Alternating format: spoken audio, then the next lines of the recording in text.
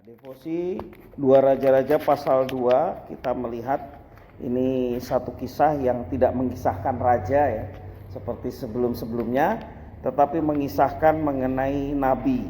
Ya, kita bersyukur oleh karena semua ini ditulis supaya kita bisa mengenal Tuhan lebih dalam lagi, karena yang disembah oleh Nabi Elia, Nabi Elisa adalah yang Tuhan yang kita sembah yang hari ini bersama-sama kita berdoa kepadanya. Ya, kita bersyukur oleh karena semua ini ditulis supaya kita semakin mengenal dan mengasihi Tuhan yang berkuasa atas hidup kita. Nah, perjalanan Elia dalam kehidupannya sebagai seorang nabi ya sungguh luar biasa. Kita melihat bahwa Elia diberikan satu kehormatan untuk bisa meninggalkan dunia tanpa kematian ya. Memang di dalam Alkitab ada beberapa tokoh selain Elia. Siapa lagi Bapak Ibu Saudara? Henok ya.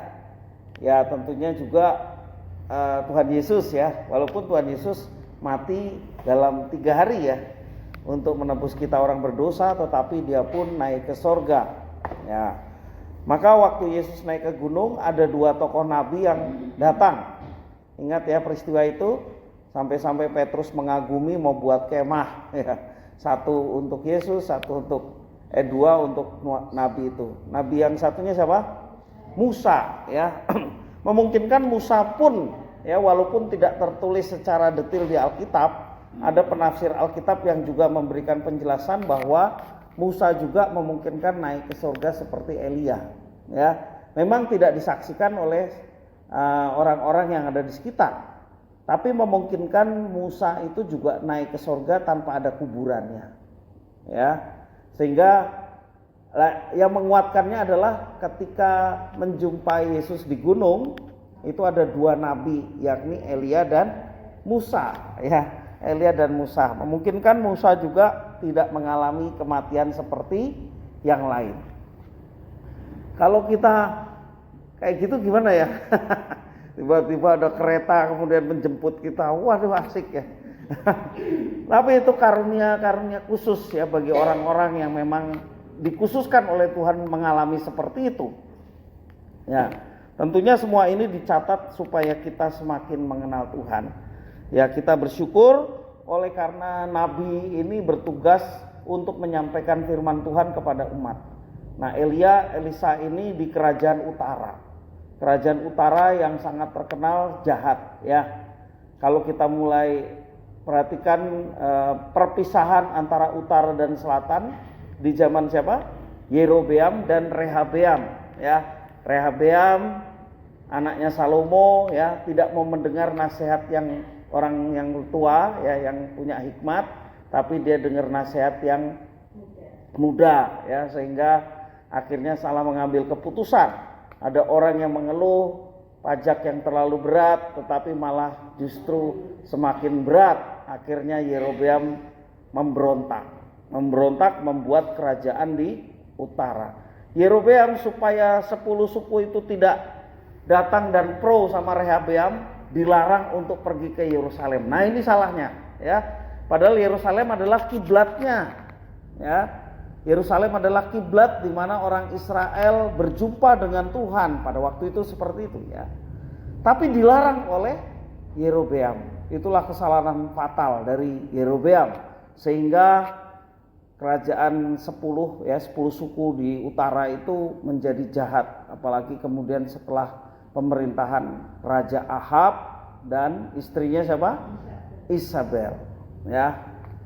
Kita melihat begitu kejamnya mereka. Tetapi Elia melayani di sana, memberitakan firman, menegur dan lain sebagainya. Termasuk juga Elisa ya sebagai asisten yang kemudian menggantikan Elia. Kalau kita perhatikan tadi ada beberapa nabi yang lain. Ya memang nabi itu tidak maksud untuk jadi nabi ya. Ada orang-orang yang dikhususkan masuk seminarinya nabi gitu ya. Jadi memang ada sekolah nabi. Sekolah nabi yang memang dikhususkan orang-orang untuk belajar dan pada akhirnya mendapatkan pengurapan dari Tuhan untuk bisa melayani sebagai seorang nabi. Kalau kita lihat Elisa latar belakangnya apa? Dia seorang peternak ya. Dia lagi membajak, kemudian Elia datang dan memberikan jubahnya kepada Elisa, dan Elisa bersyukur atas kepercayaan yang diberikan. Rasa syukurnya sapi yang untuk bajak dipotong dipotong untuk ucapan syukur, sehingga semua pegawainya bisa makan enak sebagai rasa syukur atas apa yang dipercayakan kepada Elisa. Ya, ini bahasanya kita ya, sampai Elisa meninggalkan semua apa yang dikerjakan, sapinya diolah untuk jadi makanan waktu itu ya.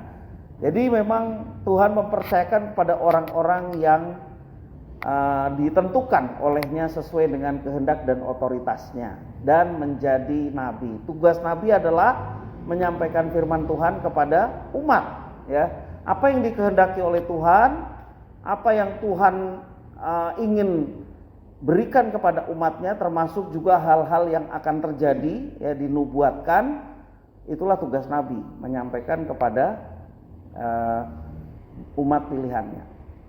Nah, kalau kita sekarang ini juga punya fungsi kenabian, karena Alkitab sekarang sudah lengkap ya. Dari kitab Kejadian sampai kitab Wahyu, kita tidak perlu nabi lagi. Bahkan setelah Yesus itu tidak perlu nabi lagi. Ya kan? Yesus adalah yang terakhir.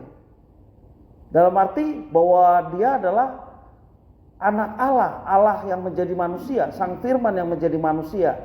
Nabi-nabi dalam perjanjian lama sudah komplit ya, sudah menyampaikan apa yang difirmankan. Terakhir pamungkasnya adalah Allah sendiri yang datang menjadi manusia untuk menyampaikan kehendak Bapaknya, dan puncaknya adalah Kristus. Maka kalau Kristus Sang Mesias sudah datang ke dunia, untuk apa nabi lagi? Apalagi fungsinya seperti yang dalam perjanjian lama ya. Jadi kalau ada kepercayaan yang kemudian menganggap bahwa ini nabi yang terakhir, ya kita matur nuwun gitu ya. Jadi kita menghargai saja. Sebab apa? Stop, sudah di dalam Yesus. Justru malah sekarang fungsi kenabian itu dipercayakan kepada umatnya ya. Karena kita dikatakan imamat yang rajani ya. Kemudian umat kepunyaan Allah untuk memberitakan perbuatan-perbuatan yang besar yang dilakukan Allah. Nah, itu pekerjaan nabi ya. Memberitakan firman itu pekerjaan nabi. Kalau saya berkhotbah, Bapak Ibu menyampaikan firman Tuhan dalam persekutuan ya, atau di sekolah minggu, kita menyampaikan firman. Ya, itu tugas kenabian. Ya kan? Menyampaikan firman supaya umat bisa mengerti firman Tuhan.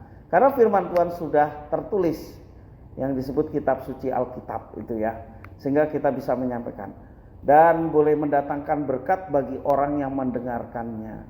Karena firman Tuhan itu hidup, firman Tuhan itu berkuasa, maka setiap orang yang mendengarkan dengan sungguh-sungguh serta menerapkannya akan diberkati melalui firman itu.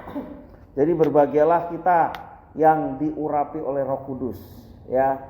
Ya, memang tugas Roh Kudus di perjanjian baru ini adalah membawa orang sadar akan dosa, kebenaran, dan penghakiman. Sadar bahwa dirinya orang berdosa dan membutuhkan Tuhan. Sadar bahwa Yesus adalah kebenaran, sehingga melalui Dia kita boleh mengalami keselamatan. Juga pada akhirnya Tuhan akan memberikan penghakiman kepada manusia. Nah, Roh Kudus ini juga yang menuntun kita untuk mengabarkan kebenaran itu kepada banyak orang. Sehingga itulah fungsi kenabian di masa sekarang ini. Ya, jadi Bapak Ibu Saudara-saudara, kita bersyukur oleh karena Tuhan yang berkuasa mempercayakan Roh Kudus kepada kita. Tugas Roh Kudus selain menginsafkan kita akan dosa, kebenaran, dan penghakiman, Roh Kudus juga menolong kita untuk menyampaikan kehendak Tuhan bagi manusia. Dan kehendak yang utama yang Tuhan inginkan adalah bahwa keselamatan bagi dunia ini hanya melalui satu jalan, yakni Tuhan Yesus Kristus. Sehingga itulah yang perlu diwartakan, sehingga banyak orang boleh mengenal dan diselamatkan. Amin. Mari kita berdoa. Terima kasih ya Tuhan, atas firman-Mu, biarlah Engkau yang memampukan untuk kami dapat menerapkan. Terlebih kami diberikan kehormatan untuk mendapatkan pengurapan Roh Kudus, sehingga kami boleh percaya Yesus sebagai Tuhan dan Juru Selamat, dan kami mau menjalankan fungsi kami untuk kami menjadi penyampai kabar baik, berkat dari Tuhan kepada yang lain, sehingga mereka pun turut diselamatkan sebagaimana Tuhan menyelamatkan kami. Terima kasih Bapa, terpujilah namamu, demi nama Yesus Kristus kami berdoa. Haleluya, amin.